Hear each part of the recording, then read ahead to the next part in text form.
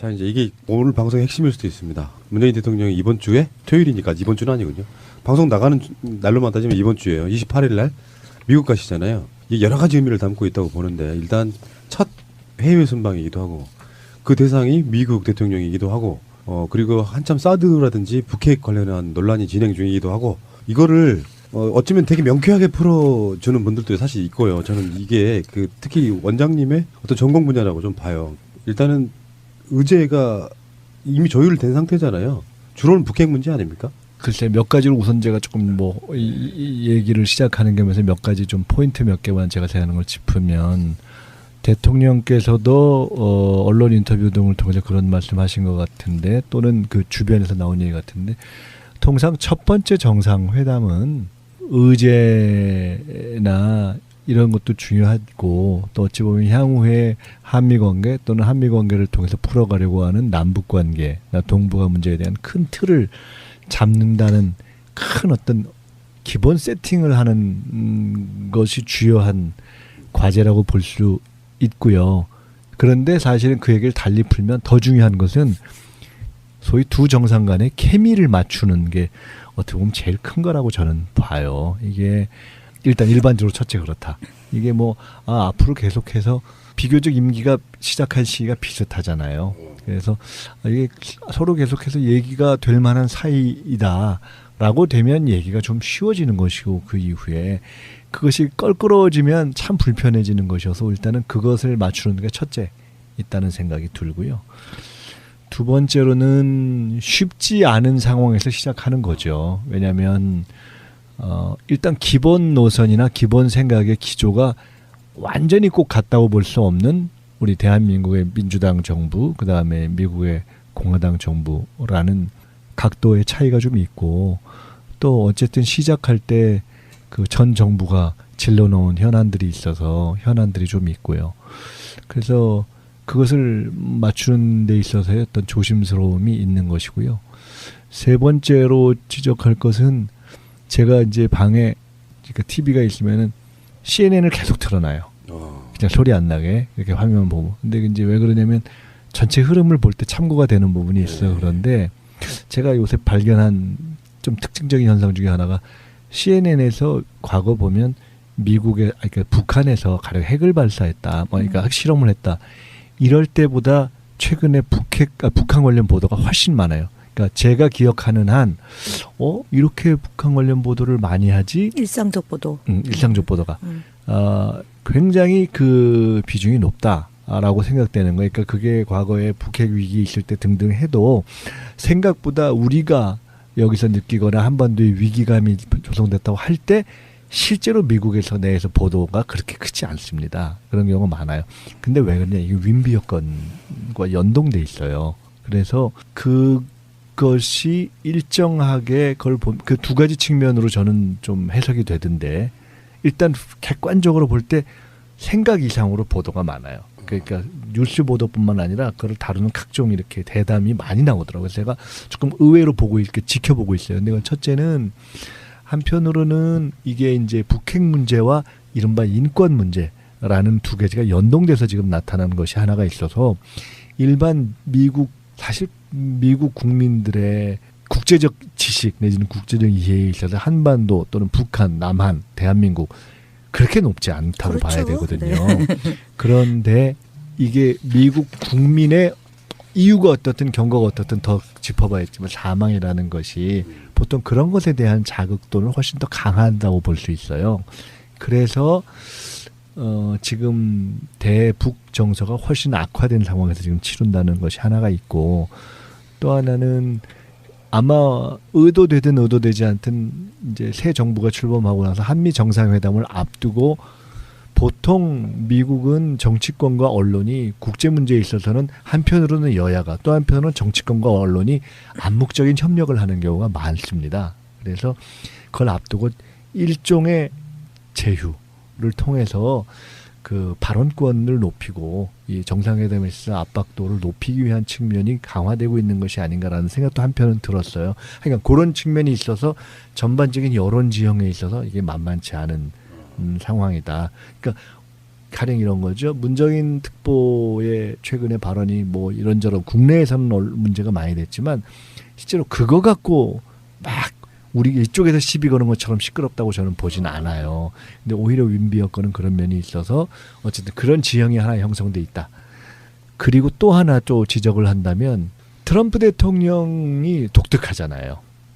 그러니까 이제 제가 최근에 연구원에서 이제 어떤 페이퍼를 하나 이렇게 연구원들이 쓸 때 제가 그에 대한 워딩을 조금 지적해서 수정을 하라고 한 바가 있어요. 뭐냐면 야당으로서 우리가 예를 들어 트럼프 대통령에 대해서 쓸 적에는 트럼프 대통령의 어떤 행태에 대해서 돌출 이런 표현을 가령 쓸 수도 있어요. 그러니까 일상적인 것. 근데 사실 우리 입장은 어떤 한미 동맹의 어떤 상대방의 대통령이기 때문에 기존의 우리 생각과 다른 부분에 있다도 가령 돌출 이런 표현 쓰는 것은 조금 조심스러울 수 있어요. 그러니까 어쨌든 제가 그래서 이런 표현 쓰는 게 생각이 다르단 말이에요. 스타일도 상당히 다르고 일반적인 미국의 대통령의 역사를 보더라도 독특하다고요. 그리고 굳이 한미 정상회담뿐만 아니라 최근에 있었던 다른 정상회담, 양자회담이건 다자회담이건 다 보면 독특한 패턴을 보이고 있다고요. 뭐 예를 들어 최근에 파리 뭐 이런 데 가서 다른 나라 정상들과 이렇게 하면서 뭐 발언 형태 뭐 또는 다른 나라 정상들 행태, 네. 행태, 제스처, 형태나 행태 네. 또는 심지어 악수하는 패턴 또 그들에 자리 대해서 장악하려고 전화하는 하고. 패턴 이게 다 다르단 말이에요. 그래서 각국 정상들이 심지어 독일의 메르켈이 저 트럼프 대통령을 만나고 돌아가서 일종의 어떤 벽에 부딪힌 것 같은 느낌을 토로하고 이런 것이 있어서 굳이 한국의 대한민국의 문재인 대통령뿐만 아니라 모두에게 만만치 않은 지금 외교적 상대라고요. 이런 어떤 일상. 근데 또 한편 그래서 이게 이제 그런 면에서 우리가 일종의 첫 씨름에서의 삿바잡기 있잖아요. 내지는 길싸움 이런 면에 지금 우리가 한 것이 있어서 상당히 이제 긴장도가 높은 상태인 거죠. 여기서 우리가 잘하는 것이 준비가 아마 상당히 많이 유념을 해서 할 거예요. 또 하나 말씀드리면 제가 얼마 전에 미 상공회의소와 이 전경련이 공동으로 주최한 한미 정책 포럼을 제가 가서 거기서 부르자는데 뒤에 가서 이렇게 가봐서 앉아본 적이 있어요. 그날 거기서 미 상공회의소 쪽에 나온 얘기가 언론에 보도도 되고 이제 이랬었는데 그 많이 국내에도 알려진 제프리 존스 전 그 상공회의소 회장 그분도 제가 꽤 오래 아는데 가서 보기도 하고 그랬는데 거기서도 그런 얘기가 나왔는데 지금 상당히 많은 어떤 예측 중에 하나는 뭐냐면 통상 우리나라 보수 언론이 지적하는 것과는 어쩌면 조금 다른 각도에서 이게 일반적인 한미동맹의 이슈에 대한 것만으로 과연 트럼프 대통령에게 접근하는 것이 맞느냐. 그렇지 않을 수도 있다는 지금 예측들도 있단 말이에요. 외교적 분석 가운데는 뭐냐면 오히려 트럼프 대통령의 개인적 특성, 개인적 스타일 또는 국익에 대한 전략적 접근보다는 트럼프 대통령이 정말 뭐 최근에 언론 보도를 보시면 트럼프 또 그 사위 쿠슈녀 딸 이방카 여기들이 뭐 막 사업도 하고 이러면서 독특한 어떤 스타일들이어서 과연 어떤 접근이 이게 맞는가. 가령 이런 다양한 이슈들이 놓고 지금 우리가 보는 것이어서 제가 결론적으로 말씀드리면 쉽지 않은 만만하지 않은 지금 이제 한미 정상회담을 첫 지금 이제 준비를 하고 있는 것이고요. 그리고 그렇기 때문에 사실은 어떤 면에서는 지금 인사청문회가 늦어지면서 우리가 역량을 좀 집중해서 준비하지 못한 데 대한 아쉬움이 있는 것이고요. 또 한편으로는 이게 국내의 어떤 보수 언론이나 어떤 이 보수층에서 지적하는 것처럼 단지 무슨 뭐 사드 문제라든가 이런 걸 놓고서 마치 미국의 어떤 보수층의 견해만 빨리빨리 맞춰줘야 이것이 잘 풀릴 수 있을 것이다라는 견해는 굉장히 일면적일 수 있다. 뭐 하여간 이런 좀 복합적인 걸 놓고 아마 대통령과 청와대가 보통 우리 저 대변인 잘 아시겠지만 이런 것을 앞두고는 과거 김대중 노무현 대통령 다 엄청나게 스터디를 하고 가잖아요. 이게 아마 그런 스터디가 진행되고 있을 것이어서 아마 문재인 대통령도 고민의 고민, 뭐 스터디의 스터디를 계속하고 있을 것이다. 우선 이렇게 좀 포괄적으로 한번 말씀을 저는 드릴게요. 조금 이제 간단히 보면 DJ 대통령이 한미 정상회담 했을 때 남는 게 뭐였나 보면 전 개인적으로 디스맨이 남았고요. 부시의 디스맨이 네. 있었죠. 그다음에 첫 정상회담 때 노무현 대통령은 백악관 정상회담 마치고 나와서 로즈가든에서 당시 부시가 대통령 어깨에다 팔걸이를 딱 했어요. 그래서 그 굴력 외교 왜 그걸 가만히 있었냐 이제 이거거든요. 그래서 대한민국 국민들이 바라는 바 또 문재인 대통령을 만들었던 많은 국민들은 좀 당당한 외교를 원한다. 이제 이 이미지와 제스처가 저는 좀 연구되고 검토돼야 되는 거 아니냐 싶어요.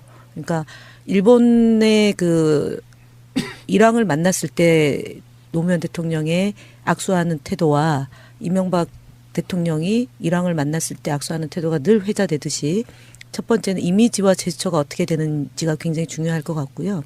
두 번째는 강경화 외교부 장관의 역할이 저는 매우 클 것이다.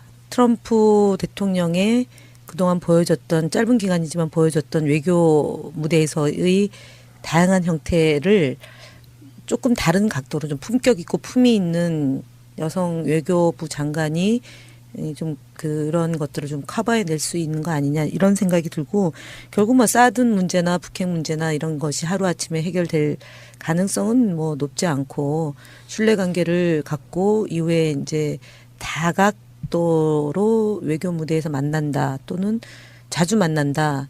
그래서 문재인 대통령이 우리가 이런 거죠 지금 기대한 것보다 훨씬 잘한다 국내 정치 마찬가지로 외교도 생각보다 너무 잘하시네 라는 그런 신뢰를 주면 저희는 그것이 반 이상은 성공한 거 아니겠냐라는 점하고 마지막으로 지금 가기 전에 외신하고의 인터뷰를 통해 가지고 의제를 이미 선점하고 가고 있잖아요. 결국 국내 정치와 크게 다를 바 없는 것 중에 하나가 외신에서 어떻게 보도되느냐 또는 외신에 보도된 내용이 국내에서 어떻게 반영되느냐 언론을 통해서 그걸 보는 국민들이 어떤 평가를 내리느냐가 이제 1차 관문이라고 보고 이번 정상회담은 이미 문정인 특사가 예리한 또는 예민한 이슈는 이미 짚고 넘어갔기 때문에 대통령께서 가셔서 준비된 대로 잘 하시면 저는 성과 있는 결과가 나올 수 있다고 봅니다. 그리고 지금 이제 원비어 사망에 대해서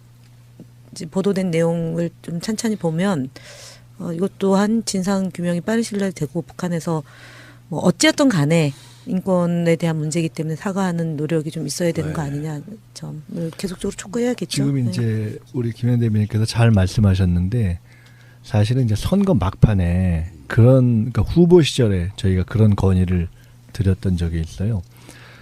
우리 국내의 입장에서 봐도 그렇고 최근 전반적인 세계적 추세를 봐도 그렇고 어떻게 보면 일종의 내셔널리즘, 민족주의, 그러니까 어떤 배타적 국수적 민족주의라기보다는 자존을 강조하는 의미에서의 민족주의가 일종의 트렌드로 가고 있는 측면이 하나가 있어요. 그래서 당시 대선 당시에는 특히 더 그랬죠. 그러니까 주로 이제 국내에서 문제되는 미국과의 관계뿐만 아니라 당시 중국의 어떤 뭐 시진핑 발언 등등도 있었고 일본도 그랬고 등등 해서 국제 정치의 메커니즘을 보나 국민들의 요구를 보나 우리 대통령이 민주주의가 강한 나라의 자부심이 이미 있을 뿐만 아니라 민족적으로도 민족주의적인 자존심을 지켜주기를 바라는 국내적인 요구가 상당히 강해지고 있는 추세라고 봐야죠. 그러니까 그런 것이 하나가 있고요. 민족주의. 또 하나는 결국은 트럼프 대통령의 패턴이 스타일이 어떻든지 간에 우리는 문재인 스타일이라는 어떤 외교의 어떤 스타일을 보여줘야 되는 것이어서 결국은 일관성을 갖고 갈 수밖에 없는 것이어서 그건 이제 품격이라고 얘기될 수 있겠죠. 그러니까 민족적 자존심을 지키는 품격 있는 외교. 이 두 가지가 지금 말씀하신 대로 한다면 키가 되겠고 나머지 문제들은 아까 제가 이렇게 쭉 말씀드린 여러 가지 어떤 주변 환경들이 있어서 이제 하여간 봐야죠. 근데 저는 뭐 상대에 따라서 뭐 그 결과나 양상이 뭐 여러 가지 변수가 있는 것이고요. 또 하나 예측한다면 사실은 어떻게 하더라도 자유한국당은 또 시비를 걸고 나오겠지만 잘 하실 것이다. 이렇게 보고 있습니다. 제가 봤을 때는 언론이 문제입니다. 그러니까 언론이 우리나라 언론은 우리나라 언론대로 우리나라 우호적인 여론을 조성해 줘야 되잖아요. 사실 문정인 득타하는 그런 의미가 있다고 보거든요.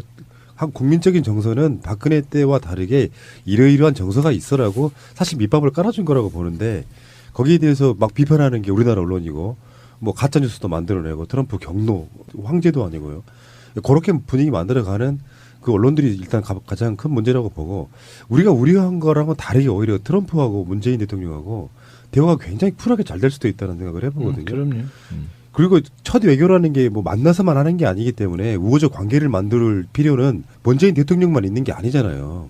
트럼프도 문재인 대통령하고 뭔가 우호적 관계를 만들려고 노력하는 분위기라고 하면 화기애애한 분위기로 끝날 가능성도 있다고 봅니다. 그러니까 일정이 정상회담, 그다음에 만찬, 그리고 동행 경제인 간에 아마 간담회가 있을 거고요. 동포 간담회. 그리고 이제 그 보통 첫 순방의 경우 이제 경제 관련한 무슨 행사장이나 이런 데 방문해 가지고 그 나라의 경제 실태를 보고 또 이제 뭐 국립묘소 방문하고 이제 이런 거고.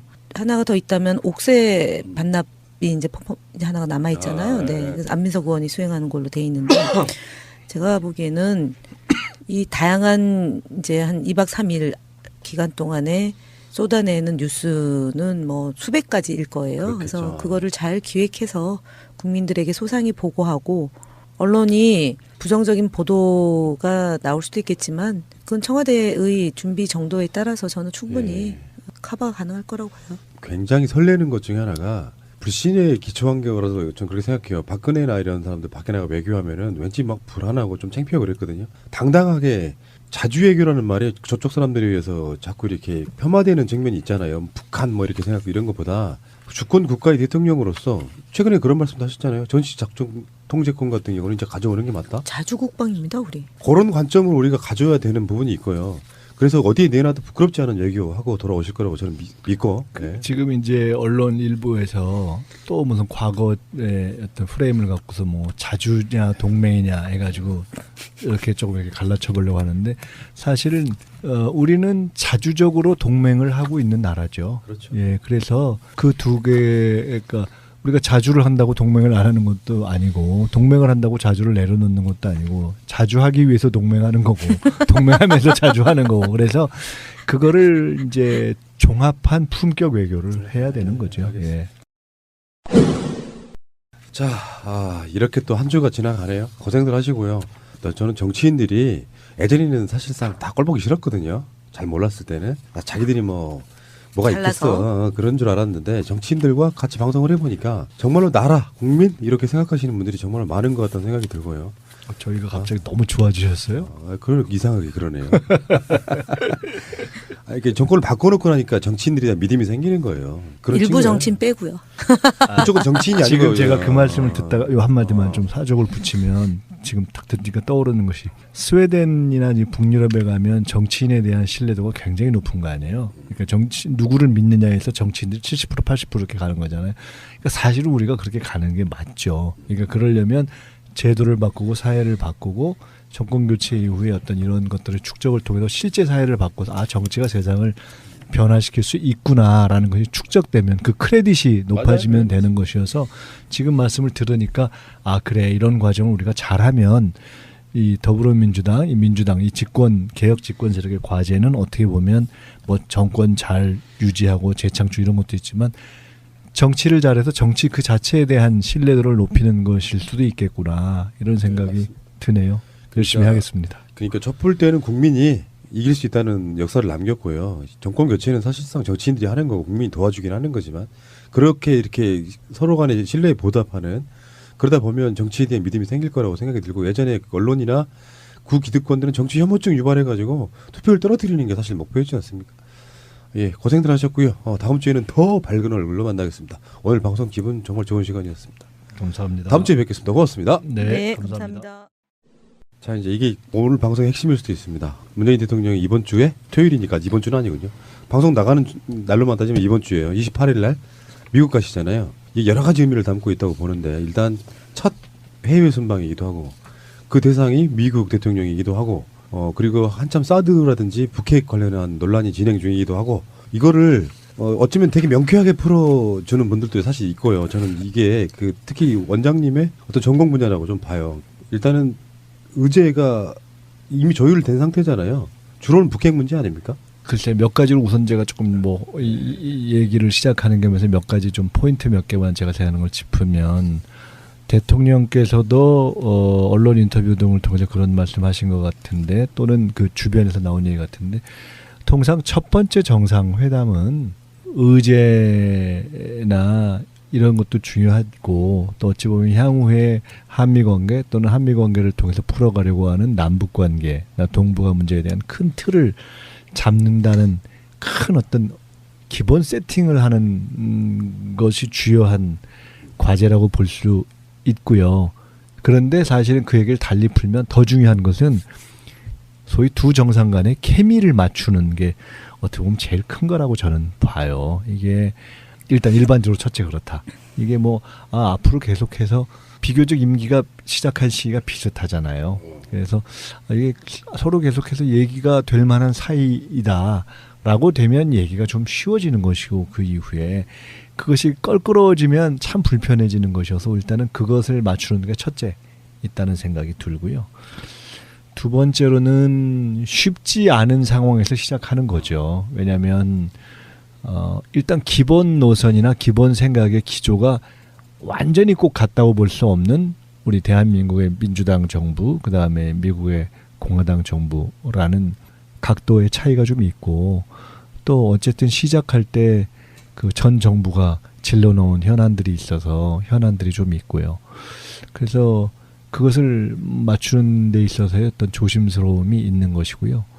세 번째로 지적할 것은 제가 이제 방에 그러니까 TV가 있으면은 CNN을 계속 틀어놔요. 그냥 소리 안 나게 이렇게 화면 보고. 근데 이제 왜 그러냐면 전체 흐름을 볼 때 참고가 되는 부분이 있어요. 그런데 제가 요새 발견한 좀 특징적인 현상 중에 하나가 CNN에서 과거 보면 미국의 그러니까 북한에서 가령 핵을 발사했다, 그러니까 핵실험을 했다 이럴 때보다 최근에 북한 관련 보도가 훨씬 많아요. 그러니까 제가 기억하는 한 이렇게 북한 관련 보도를 많이 하지? 일상적 보도. 일상적 보도가 굉장히 그 비중이 높다라고 생각되는 거예요. 그러니까 그게 과거에 북핵 위기 있을 때 등등 해도 생각보다 우리가 여기서 느끼거나 한반도의 위기감이 조성됐다고 할 때 실제로 미국에서 내에서 보도가 그렇게 크지 않습니다. 그런 경우가 많아요. 근데 왜 그러냐? 이게 윈비 여건과 연동돼 있어요. 그래서 그것이 일정하게 그걸 그 두 가지 측면으로 저는 좀 해석이 되던데 일단 객관적으로 볼 때 생각 이상으로 보도가 많아요. 그러니까 뉴스 보도뿐만 아니라 그걸 다루는 각종 이렇게 대담이 많이 나오더라고요. 그래서 제가 조금 의외로 보고 이렇게 지켜보고 있어요. 근데 첫째는 한편으로는 이게 이제 북핵 문제와 이른바 인권 문제라는 두 가지가 연동돼서 지금 나타나는 것이 하나가 있어서 일반 사실 미국 국민들의 국제적 지식 내지는 국제적 이해에 있어서 한반도 또는 북한, 남한, 대한민국 그렇게 높지 않다고 그렇죠. 봐야 되거든요. 네. 그런데 이게 미국 국민의 이유가 어떻든 경과가 어떻든 더 짚어봐야겠지만 사망이라는 것이 보통 그런 것에 대한 자극도는 훨씬 더 강하다고 볼 수 있어요.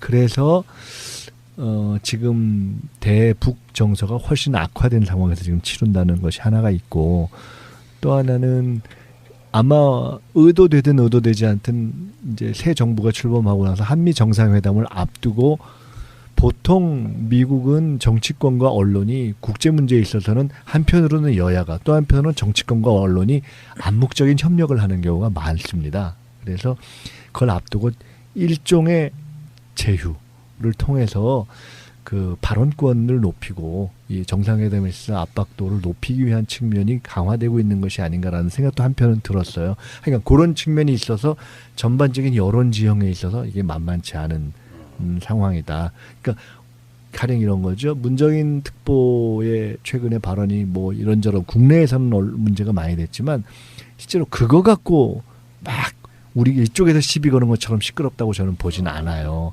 근데 오히려 윈비 여건은 그런 면이 있어서 어쨌든 그런 지형이 하나 형성돼 있다.